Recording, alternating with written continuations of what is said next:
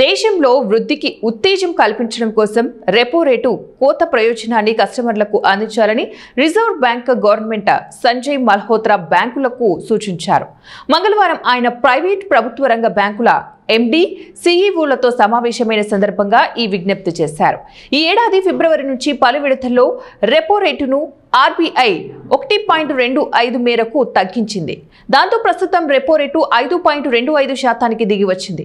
ఈ ఏడాదిలో దేశంలో బ్యాంకింగ్ రంగ స్వస్థత కార్యకలాపాలు నిలకడగా మెరుగయ్యాయని అన్నారు. అయినప్పటికీ అవి నిర్లక్ష్య వైఖరి వీడి ఎల్లప్పుడూ అప్రమత్తంగా ఉండాలని ఆయన పిలుపునిచ్చారు.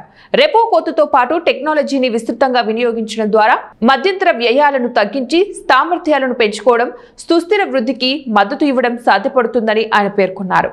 అలాగే బ్యాంకులు కస్టమర్ సేవలను మెరుగుపరిచేందుకు కృషి చేయాలంటూ ఫిర్యాదులను తగ్గించి అంతర్గత వ్యవస్థలను పటిష్టం చేసుకోవడంపై దృష్టి సారించాలని మల్హోత్రా సూచించారు.